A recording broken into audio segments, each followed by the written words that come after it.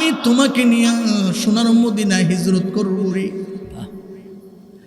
আল্লাহর নবী যখন হযরতে আবু বকরকে কোন সময় শুনাইছেন, একদিন তাপমাত্রা অনেক বেশি, রুদ্রের তাপমাত্রা বেশি, এমন একটা সময় ঠিক 12টার দিক দিয়ে যে কোনো হযরতে আবু বকরের ঘরে চলে আসছেন।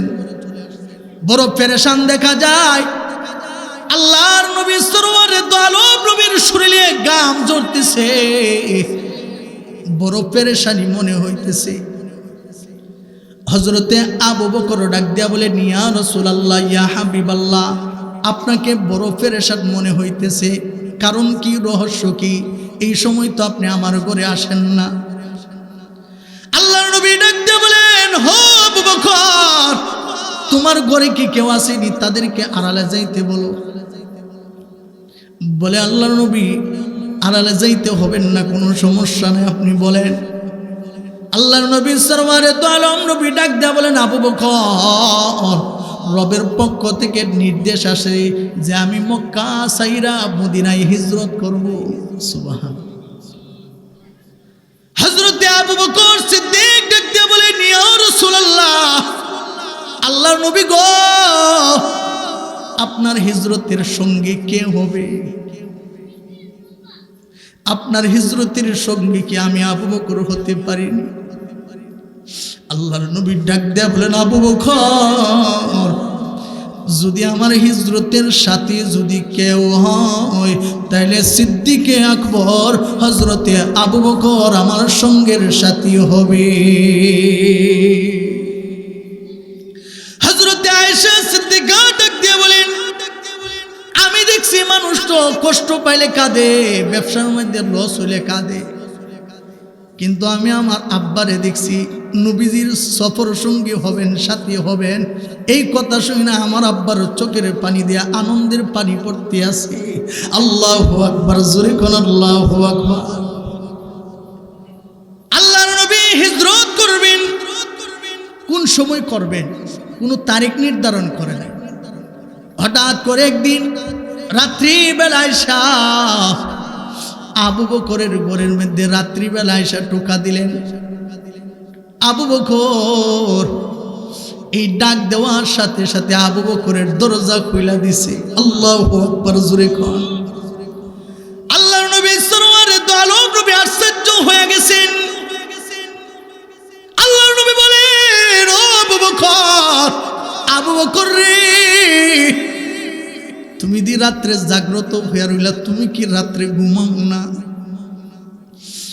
এবার আবু বকর ডাক দিয়া বলেন, ইয়া রাসূলুল্লাহ, ইয়া হাবিবাল্লাহ, যেদিন থেকে আপনি আমাকে বলেছেন আমাকে নিয়ে আপনি হিজরত করবেন, আমি একটা দিন দুইটা দিন না, আমি একদিনও রাত্রেবেলা আমার এই পিঠটা বিছানার মধ্যে লাগাই না। আল্লাহু আকবার, জোরে কোন আল্লাহু আকবার। আবু বকর বলেন, ইয়া রাসূলুল্লাহ, ইয়া হাবিবাল্লাহ, আল্লাহর নবী গো, আমার এই পিঠ আমি বিছানার মধ্যে এই জন্য লাগাই না, কোন সময় না জানে আপনি আমাকে ডাক মারেন।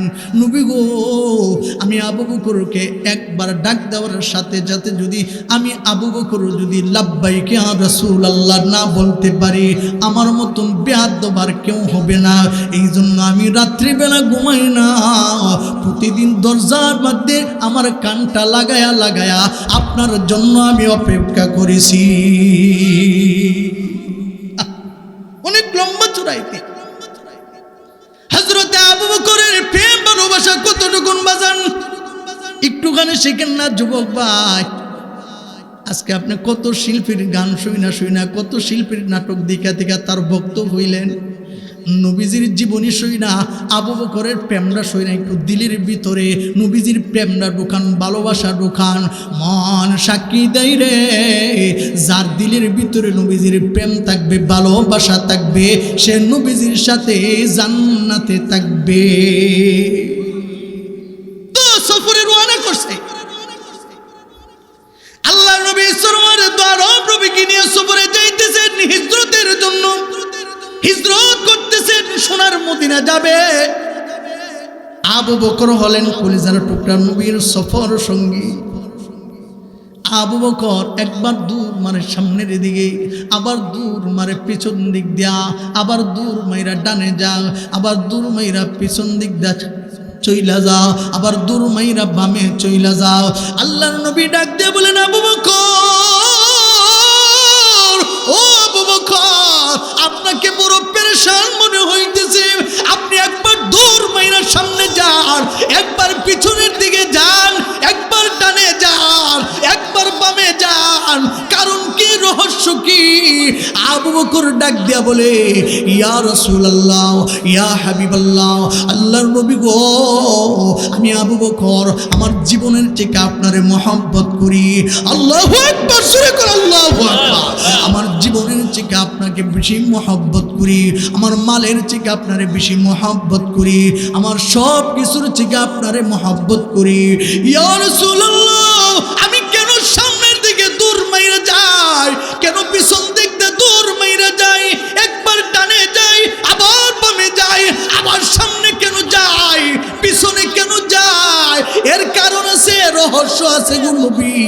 ও ইয়া রাসূলুল্লাহ, ইয়া হাবিবাল্লাহ, আমার মন যখন বলে সামনের দিকে আমার নবীরা আক্রমণ করার জন্য শত্রুরা আসতেছে, আমি দূর মাইরা সামনের দিকে চলে যাই।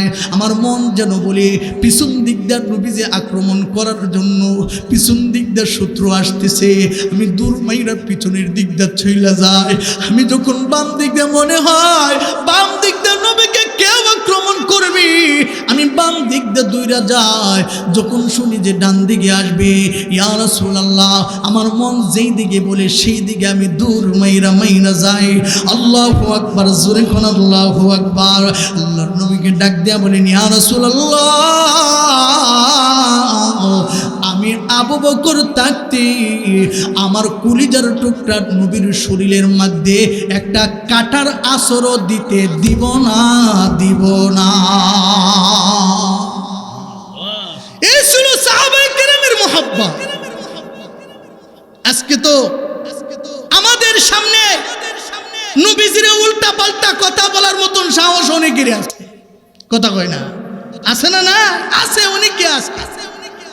কিন্তু যারা খাঁটি আশিকে রাসূল, অনেকে নবীর জন্য এখনো তৈয়ার আছে জীবন দেওয়ার লেগে, এখনো তৈয়ার আছে। শুধু পুরুষদের মধ্যে মহব্বত সীমাবদ্ধ ছিল না।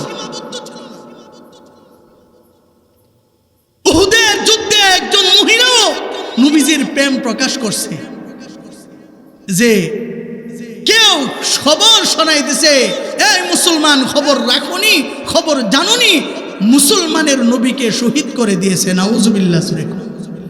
এরকম একটা সংবাদ ছইরা গেছে, মহিলা দৌড় দিছে। যতক্ষণ পর্যন্ত নবীজির খবর যতক্ষণ পর্যন্ত না পাবো ততক্ষণ পর্যন্ত থামবো না। আল্লাহু আকবার।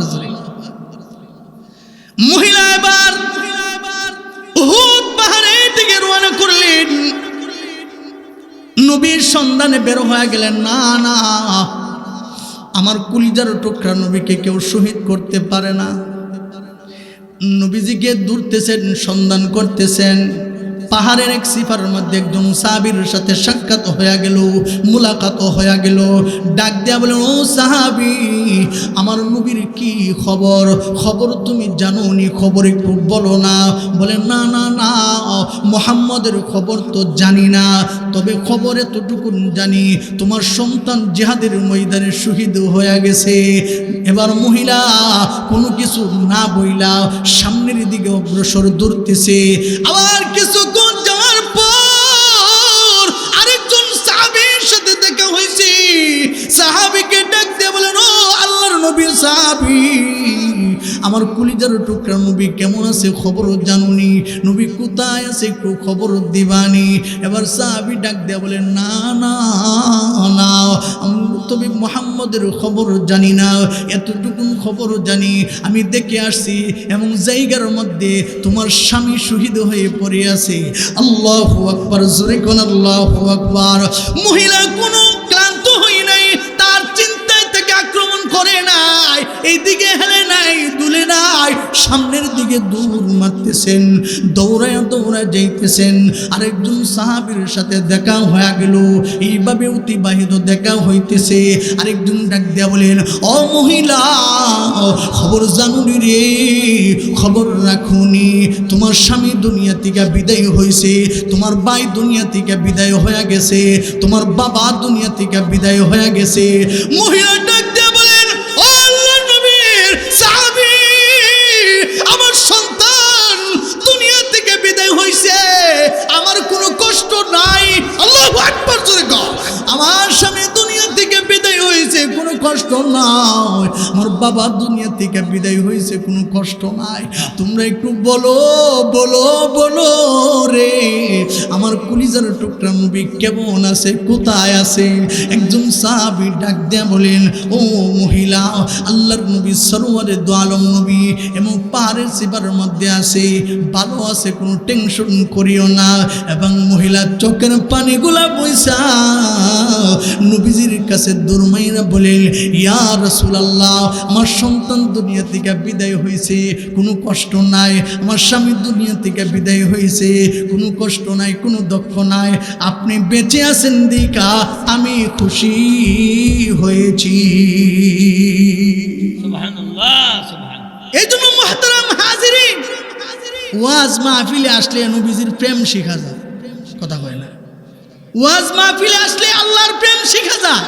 দিলটা মাঝে মধ্যে একটু নরম হয়, নাহলে ফাতরের মন গলে, আবু জাহেলের মন গলে না। এমনও কিছু দিল আছে, ফাতর যে শক্ত, এটার ভিতর দিয়ে মাঝে মধ্যে পানি আসে, মানুষের চোখ দিয়ে পানি হয় না, আছে না? নাই। এই জন্য ভাজা নবীজির প্রেম দিলের ভিতরে লালন পালন করতে হবে। নবীজি বলেন, আল মারউ মা মান আহাব্বা, দুনিয়াতে যে যার সাথে খাতির লাগবো, হাসরের দিন তার সাথে খাতির হইয়া যেদিকে যাইব। শয়তানের সাথে খাতির লাগলে জাহান্নামে যাইব, আর আল্লাহ ওয়ালাদের সাথে খাতির থাকলে আল্লাহ ওয়ালাদের সাথে থেকে জান্নাতে যাইব। এই জন্য এখন বিবেক বিবেচনা করেন, কই যাইবে। নিজেকে সওয়াল করেন, নিজের মনকে বলেন, আমি কার মহব্বত আমার দিলে লালন পালন করতেছি। আমার দিলের ভিতরে যেমন হযরতে উমরকে বলেন, ও উমর, আমি নবীজিরে তুমি কতটুকুন ভালোবাসো, কতটুকুন মহব্বত করো? উমর বলেন, ইয়া রাসূলুল্লাহ, আপনার তো অনেক মহব্বত করি, অনেক ভালোবাসি। বলে, তোমার জীবনের চিকে ভালোবাসনি, তোমার বিবি বাচ্চার চিকে ভালোবাসনি, তোমার সম্পদের চিকে বেশি ভালোবাসনি? তো উমর নিজের মনকে ঠিক করছেন, আমার দিলের ভিতরে মালের মায়া কম, আমার নবীর মায়া বেশি। সম্পদের মায়া কম, বিবি বাচ্চার মায়া কমাতে হবে।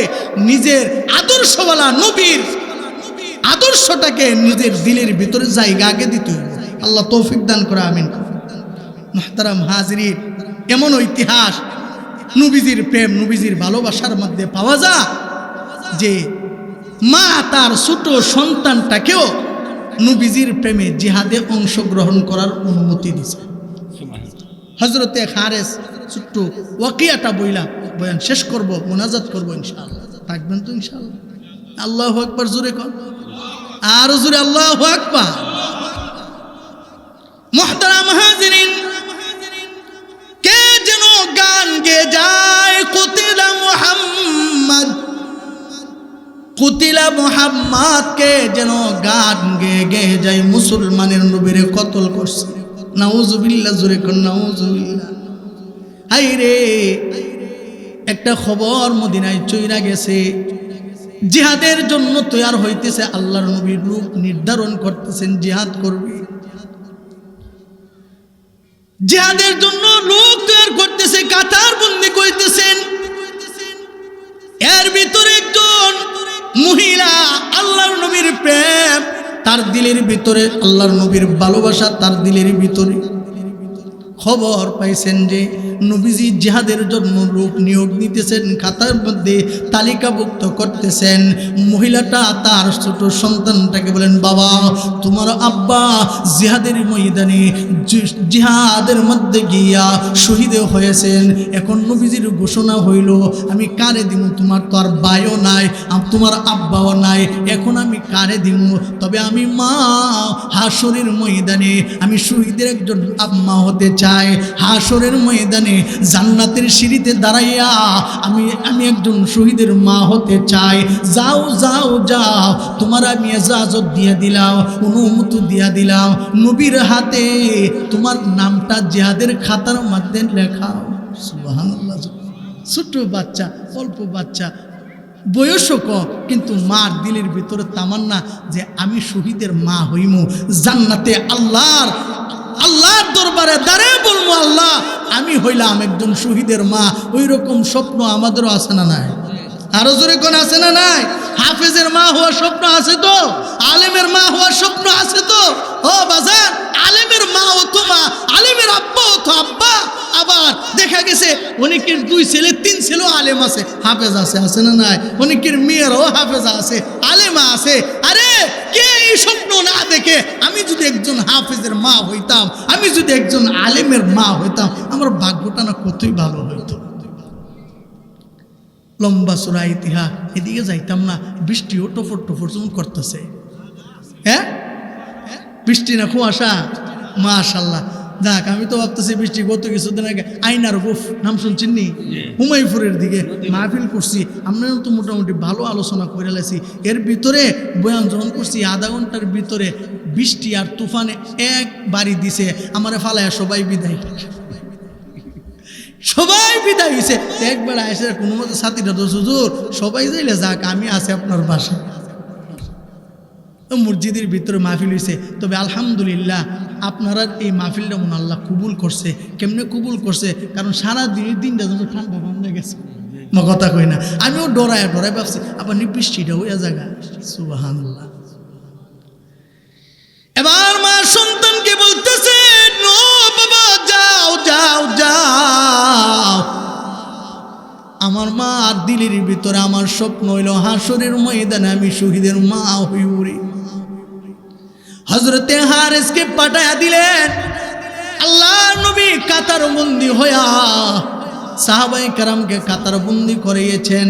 সবার নাম একজন একজন করে লিখতেছেন। হঠাৎ করে ছোট একটা বাচ্চা এসে দাঁড়াইছে। ইয়া রাসূলুল্লাহ, ইয়া হাবিবাল্লাহ, আল্লাহর নবী গো, আমার নামটা জিহাদের খাতার মধ্যে তুলেন। আল্লাহু আকবার, জোরে বলেন আল্লাহু আকবার। আল্লাহর নবী সরওয়ারে দোলন নবী তাকায় দেখেন, এমন একটা ছোট বাচ্চা এসে নবীজির দিকে তাকায় বলেন, ইয়া রাসূলুল্লাহ, আমার নামটা জিহাদের খাতার মধ্যে উঠান। জানেননি আমার আম্মা জিহাদের জন্য আমারে নিযুক্ত করে দিয়েছে। আল্লাহু আকবার, জোরে কোন আল্লাহু আকবার। আল্লাহর নবী একবার মাথার দিকে তাকা, একবার পায়ের দিকে তাকা। এমন একজন সাহাবী, তরবারি দাঁড় করাইলে সাহাবী আর তরবারি সমান সমান। সুবহানাল্লাহ।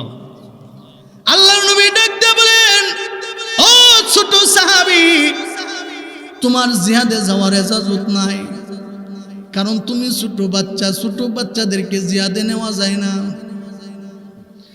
এবার ছোট বাচ্চাটা ইমানি জজবা নিয়া, দিলের ভিতরে ইমানের আগুন নিয়ে বলেন, ইয়া রাসূলুল্লাহ, আমার মা আমারে পাঠাইছে জিহাদ করার জন্য।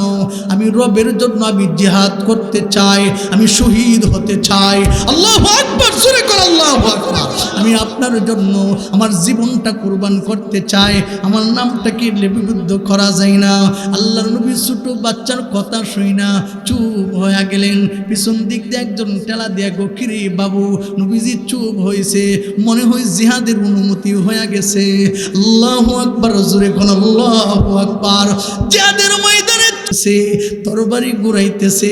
বলে এত ছোট বাচ্চা তরবারি ঘুরাইতে ঘুরাইতে নিজের তরবারির আঘাত নিজের পায়ের পিনকির মধ্যে লেগে গেল, রক্তটা কেটে গেল, রক্তগুলা টপ টপ করে জমিনে পড়তে লাগলো।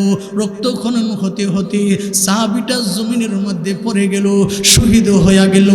আল্লাহু আকবার, জোরে কোন আল্লাহু আকবার। এবার জিহাদের ময়দানে, এই জিহাদের মধ্যে সবাই উত্তীর্ণ হয়েছে। মদিনার গেট দিয়া সবাই আহলান সাহলান ফুলের মালা নিয়ে নিয়ে সোনার মদিনার গেট দিয়া ঢুকতেছে। কেউ কেউ স্বামীর ফুলের মালা দেওয়ার জন্য ফুলের মালা তাটি নিয়ে মদিনার গেটের মধ্যে দাঁড়িয়েছে। কেউ কেউ নিজের বাইকে ফুলের মালা বরণ করার জন্য আহলান সাহলান মারহাবা দেওয়ার জন্য ফুলের মালা নিয়ে দাঁড়িয়েছে। যে জিহাদে উত্তীর্ণ হয়েছে তাদের ফুল দিয়া তাদের মালা দিয়া বরণ করে নিবে। একজন বাইকে ফুলের মালা নিয়ে দাঁড়িয়েছে, বাইকে পরাবে, স্বামী স্ত্রীকে ফুলের মালা দিবে। এইভাবে সবাই ফুলের মালা নিয়ে দাঁড়াইছে। একজন বৃদ্ধ মহিলা একটা ফুলের মালা নিয়া মদিনার গেটের মধ্যে আসা দাঁড়ায়া গেছে। সাহাবায়ে কেরামকে ডাক দিয়ে বলেন, ও সাহাবায়ে কেরাম, তোমাদের সাথে তো আমার ছেলে হযরতে হারেস ছোট সাহাবী তোমাদের সাথে জিহাদে গেল। আমার সন্তান হারেস কোথায় তোমরা বলো না। একজন ডাক দিয়া বলেন, ও হারেসের মা, তোমার সন্তানকে তো আল্লাহর নবী মানা করেছে জিহাদে যাওয়ার জন্য, তারপরও গেছে। নিজের হাতের তরবারির আঘাত নিজে খাইয়া নিজে আত্মহত্যা হইয়া দুনিয়া থেকে বিদায় হয়েছে। মা এই কথা শোনার পর কুলিজা বাইঙ্গা যেন চোখ দিয়া পানি টপ টপ করে জমিনে পড়তেছে। আল্লাহর নবীকে ডাক দিয়ে বলেন, ইয়া রাসূলুল্লাহ, ইয়া হাবিবাল্লাহ। আল্লাহর নবীর কাছে গিয়া সালাম দিলেন, আসসালাতু ওয়াসসালামু আলাইকা ইয়া হাবিবাল্লাহ, আসসালাতু ওয়াসসালামু আলাইকা ইয়া রাসূলুল্লাহ। আল্লাহর নবী গো, সাহাবায়ে কেরাম কি বলে আমার সন্তানটা জিহাদের তামান্না নিয়া জিহাদের জজবা নিয়া আপনার প্রেমে আল্লাহর প্রেমে পাগল হয়ে ইসলামের জন্য জিহাদ করতে বের হয়েছে। আমি মা তার ইজাজত দিয়েছি। নবী গো, কেউ কেউ বলে জিহাদের ময়দানে আমার সন্তান নাকি নিজের তরবারি নিজে আঘাত খায়া সে নাকি শহীদ হয় নাই, আত্মহত্যা হয়ে গেল। ইয়া রাসূলুল্লাহ, ইয়া হাবিবাল্লাহ, আমি কারো কথা শুনবো না। আপনার পবিত্র জবান দিয়া বরকতি জবান দিয়া বলেন না গো নবী, আমার এই ছোট বাচ্চা হারেস জিহাদের ময়দানে যে গেল আসলে কি সে শহীদ হয়েছেনি নাকি আত্মহত্যা করেছে? একটু বলেন না। আপনি যেইটা বলবেন সেইটাই আমি শুনবো। এবার আল্লাহর নবী মহিলার দিকে তাকায় বলেন, ও হারেসের মা, হারেসের মা গো, তোমার হারেস ছোট কিন্তু ইমানের জজবা অনেক বড়। আল্লাহু আকবার, জোরে কর আল্লাহু আকবার। এ হারেসের মা, তোমার সন্তানটা তো জিহাদের ময়দানে শুধু শহীদ হয় না, শহীদ হইছে। তোমার সন্তানটা একটা জান্নাত না, পুরা জান্নাতুল ফিরদাউস হযরতে হারেস দখল কইরা বইসা আছে। নারে তাকবীর, নারে তাকবীর, আল্লাহু আকবার। দিন ইসলাম, দিন ইসলাম জিন্দাবাদ, জিন্দাবাদ। আলামিন হুসাইন আইবি সাহেব জিন্দাবাদ, জিন্দাবাদ। নারে তাকবীর, আল্লাহু আকবার। হযরতে হারেসের মা আল্লাহর নবীকে ডাক দিয়ে বলেন, ইয়া রাসূলুল্লাহ, ইয়া হাবিবাল্লাহ, আমার সন্তানরা যদি আত্মহত্যা হইতো গো নবী, আমি আমার সন্তানটাকে এত কষ্ট করে আমি গর্ভ নিছি, 10 মাস 10 দিন গর্ভে রাইখা আমি কত কষ্ট ত্যাগ স্বীকার করেছি। আমার সন্তান গর্ভে থাকা অবস্থায় আমি নিয়ত করছি আমার সন্তানটা দুনিয়াতে যদি বেঁচে থাকে, আমার সন্তানটা জিহাদ করবে, আমি হাসরের ময়দানে আমি শহীদের মা হইয়া আল্লাহর কাঠ গড়ার মধ্যে দাঁড়ায়া যাব। আল্লাহু আকবার, জোরে কোন আল্লাহু আকবার। ইয়া রাসূলুল্লাহ, ইয়া হাবিবাল্লাহ, আপনি যেহেতু বলছে আমার সন্তানটা জান্নাতে চইলা গেছে, এই যে আমার চোখের পানিগুলা ময়সা নিলাম, আর কাঁদবো না, আমার সন্তানের জন্য আমি আর চিন্তা করব না।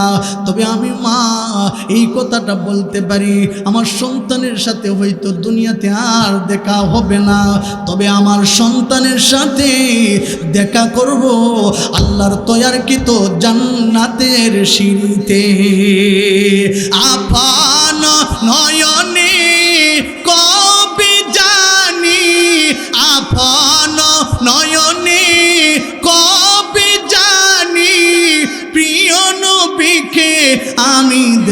দেখব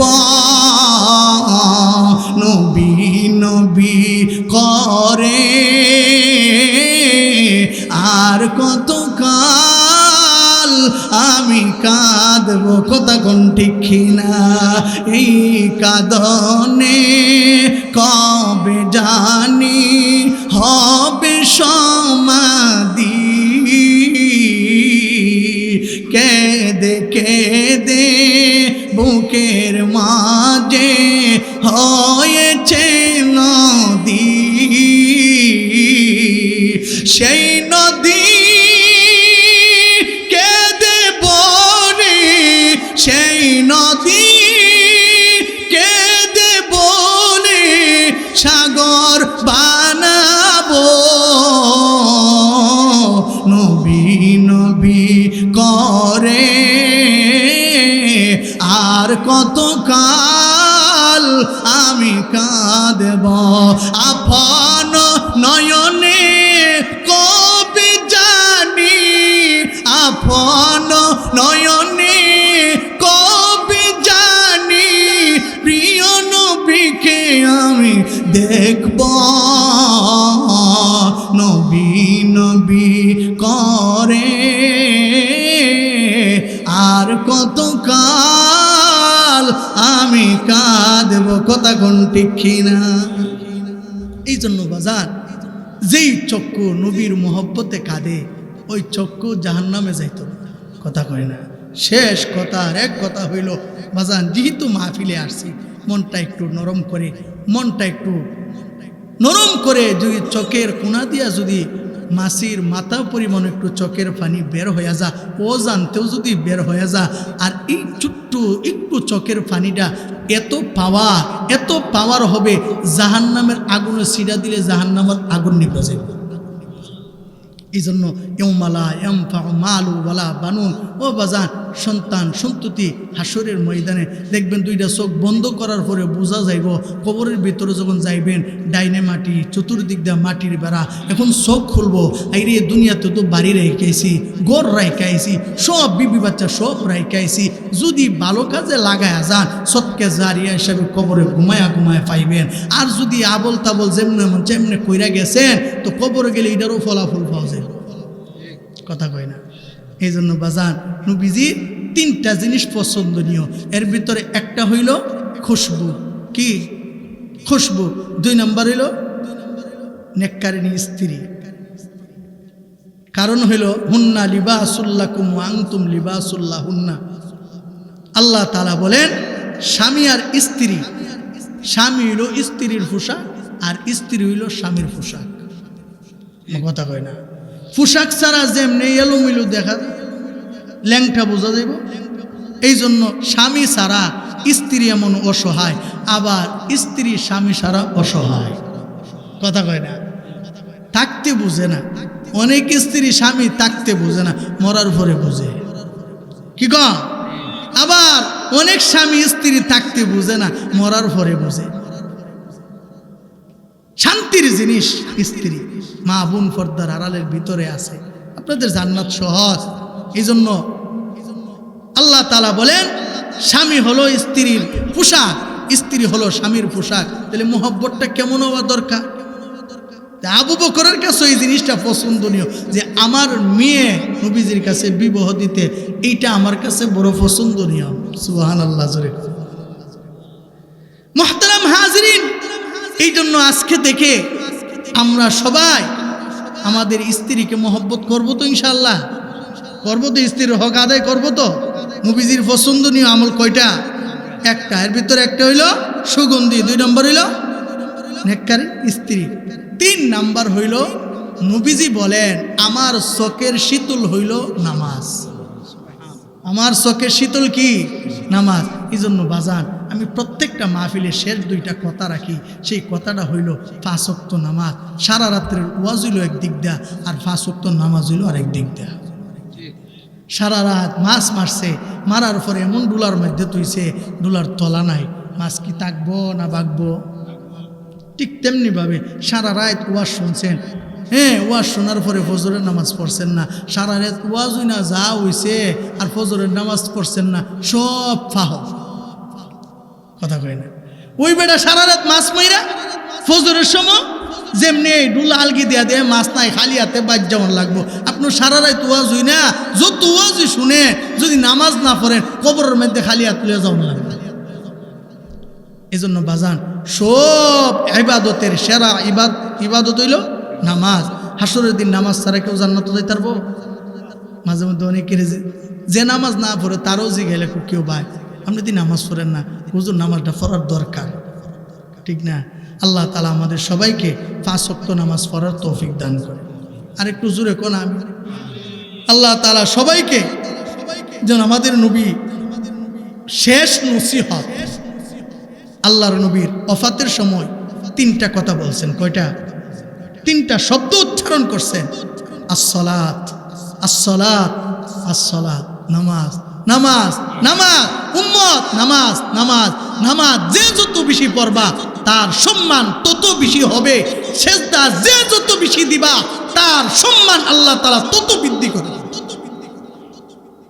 এজন্য সেজদার মাধ্যমে আল্লাহর কাছে যাওয়া যায়। শয়তান তো দুনিয়াতে আসছে, যখন সেজদা দেওয়া শুরু করছে, তাহাজ্জুদ পড়া শুরু করছে, ফেরেশতার কাছে ভালো লাগছে, আল্লাহ একটু এজাজত দেন না, এটার তো খুব ভালো লাগতেছে, আপনার খুব ইবাদত করে, খুব সেজদা দেয়, তো লইয়াও।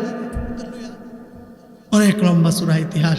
এই জন্য আজকে প্রথম দিন আমাকে শানে রিসালাত সম্পর্কে আলোচনা দিয়েছিল, সংক্ষেপে কিছু কথাবার্তা বলছি।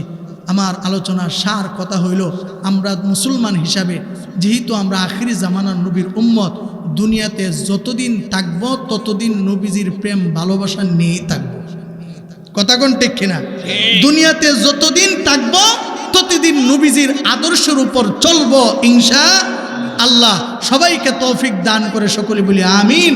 ওয়া আখিরি দাওয়ানা আনিল হামদুলিল্লাহি রাব্বিল আলামিন। ইনশাআল্লাহ কর্তৃপক্ষ কথা বলবো।